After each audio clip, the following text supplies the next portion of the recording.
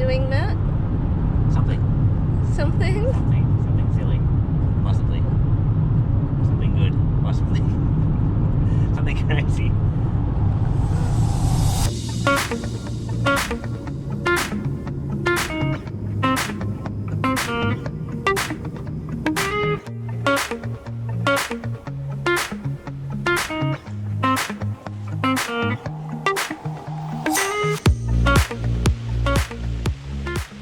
Good morning.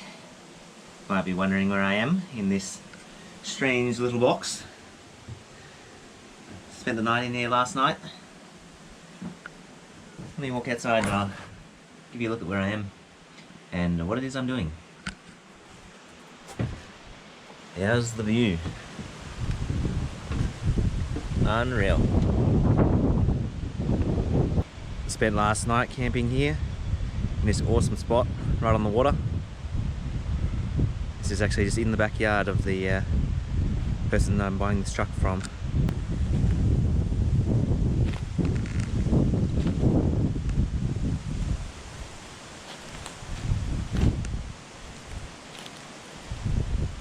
Well, it's official. We have a truck. It's officially mine. Now I've got a 3-hour 35-minute drive up to Devonport where we get on the ferry. The owner was really nice and he put a full tank of diesel in it for me, but I think I'll stop somewhere, check the tyre pressures, just make sure everything's all good. Alright, let's get on the road. Haven't filmed much at all today, I was too busy. I was in a bit of a rush to get to the ferry. I'm just bored in the Spirit of Tassie now. Just about to get off the Spirit of Tasmania. Just waiting. Ooh, I can't quite see past.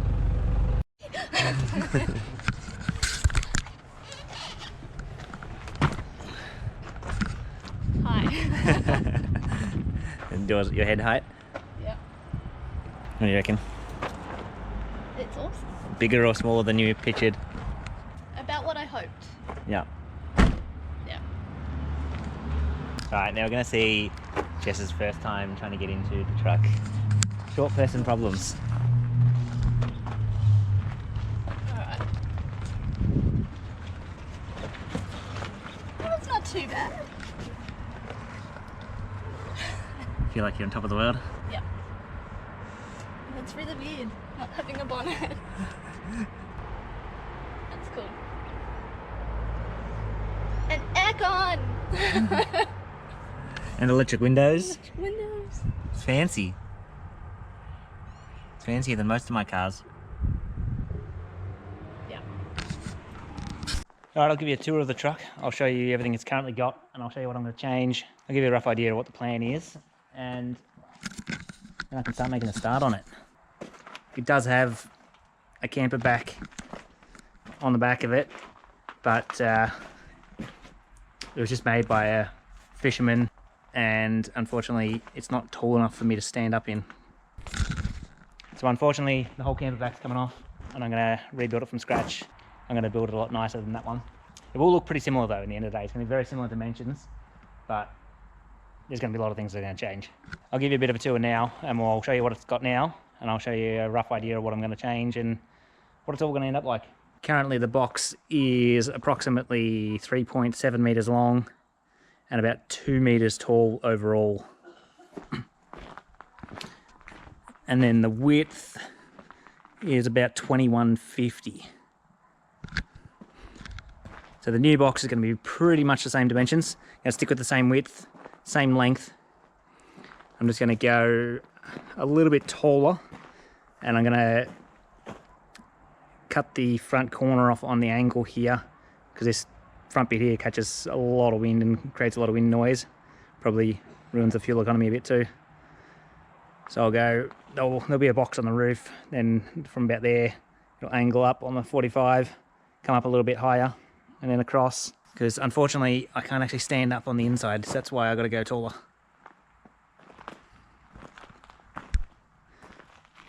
Okay, so the truck itself is 2004 Mitsubishi Canter, 4-wheel drive, dual range. Pretty basic on the inside. This will probably change a bit too. Very basic. Low kilometres though, only 95,000 kilometres. It was originally owned by CSIRO in Tassie, and they used it as a marine research vehicle, so it was just used to tow a boat. It's had a pretty easy life. On the inside, seats are going to change. They're not very comfortable, especially the passenger seat. That's like, the foam's like this thick. It is terrible. So we'll take out all the seats, put in 2 bucket seats, and then in the middle here, I'll build a platform that'll go right across to the dash. That'll be where the dogs will sit. And then I might build underneath the platform like a little storage box that comes down into the footwell for a little bit of hidden storage. I'll have a look. I might pull up the vinyl and put some extra sound deadening underneath, possibly. It's not too bad, but might be nice to be a little bit quieter. And then I'll probably put a new head unit as well, because that one doesn't really work properly. Otherwise, pretty simple, straightforward on the inside. Wheels, it's already got the super singles, 16 inch. I think they're 16 by 8s with 35 inch all terrains. Pretty good tread, so that'll do for now, but I'll definitely replace these before we go on along the big trip. Fuel tank standard is 125 litres, but I haven't really driven enough to know the economy, so I don't know whether I need to put a second tank in somewhere underneath, or whether I'll just carry a couple extra jerry cans for extra fuel range. Not sure yet. Work that out once I take it on a few trips. Up front, got the aluminium bull bar. I didn't like this initially, but it's kind of grown on me a little bit. Although, in my opinion, it sits way too close to the cab. If I actually hit a kangaroo, it's probably just going to push back into the cab and dent it, so kind of defeats the purpose. As you can see, it's missing one very important thing. There's no winch. So these bull bars on all trucks, because the cab can flip forward, the bull bars have got to be able to flip forward as well, so they're not super structural. So I'll probably fabricate up some sort of winch cradle that'll go in behind the bull bar, and then probably space, if I reuse this bull bar, I'll space the bull bar out a bit in front of the winch cradle, and then just cut a hole in the front and mount a fair lead on the front. That's what I'm thinking anyway. It'll all probably change by the time I build it. Alright, coming around the other side. I can see the roof rack. It's not too bad, but I'll probably change that as well, because I want to add some brush bars that come down here to deflect the tree branches, because the truck's pretty wide. Underneath, you can see that's where the factory batteries are. Got a little toolbox in there, so I'll probably change this configuration.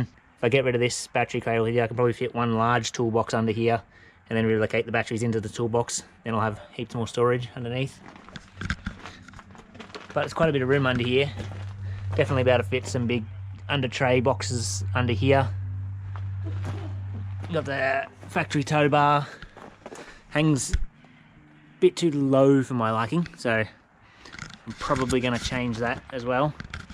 I might relocate that so it comes up to the height of the chassis rails here, and then probably incorporate a rear winch cradle in there as well. And on this side I can definitely fit another under tray box. And while we're talking about trays, after I pull this whole camper off, I'm going to remove the whole tray and build a whole new tray as well, because I'm not happy with it. I don't like the way it's mounted to the chassis. You can see it's just hard mounted straight down to the chassis on multiple mounts, which is not ideal. Yeah, it's not really right. One, they're point loading onto the chassis, so you've got all the weight of your whole camper loaded onto just sort of 6 or 8 points, which are not ideal. And it really needs spring mounts as well, because these chassis on these canters are known to flex quite a lot when you're off-road. And then you get all the tension from the chassis flexing into the mounts. And you can see on this tray, this front mount, I don't know if you can see that front mount's been broken off and really dodgily welded back on. That will be because of that reason. Because the chassis is so flexible, it just gets under a lot of strain, and something's got to go. It'll either break the chassis mounts, or it can even crack the chassis. So I'm going to build a whole new tray and put it on what they call kinetic mounts, which is basically a spring mount that allows it to separate from the tray. All right, what else we got? Coming around. I'll give you a little tour in this camper, but unfortunately I don't think I'll be saving anything. I don't think I'll be reusing any windows or pretty much anything from in here because it's just not going to work our new layout. I've got the original wheels, the Julies came with it. Very basic on the inside. It's all just 50 by 50 Duragal welded, and it was just welded straight onto the tray. Basic shower cubicle, very basic kitchen. There was just a Waco fridge sitting here, and there was an old freestanding oven cooktop sitting there. Just had a single bed in the back, one seat. Under that seat there was some batteries and stuff in there, solar regulator. I might reuse that window. That might be able to, that window is still in pretty good condition because it's on the back, it doesn't get scratched by all the tree branches, so if I can get it out without damaging it, I might reuse that one. Unfortunately, these side ones, they're pretty badly scratched, but more to the point, they're just the wrong size for the new layout, so I don't think we'll be able to reuse those. So this will look completely different. Although it may be much the same size, it will look completely different. As you can see, here's the number one problem with this camper. See, there's not even any ceiling lining in here yet, and I hit my head. That's not ideal. So the new box, I'm going to make it at least 100mm taller, maybe 150mm, not sure yet. But I don't want to go too high because the camper's already pretty bloody tall. It already stands about just under 3 meters tall. I think about 29 something, 29.50-ish tall. So I don't want to go too tall. I'm hoping when I rebuild the new tray, I might be able to potentially drop the tray down a little bit to pick up a little bit more height on the inside. That's what I'm hoping, but there's not a huge amount of clearance. I might be able to drop it down maybe 50mm at max. So if I go down 50, then up sort of 50 to 100mm taller. That should give me the head height I need to be able to comfortably stand up in there. Okay, so there's the tour of the new rig. Already looks pretty cool, but it's only going to get better.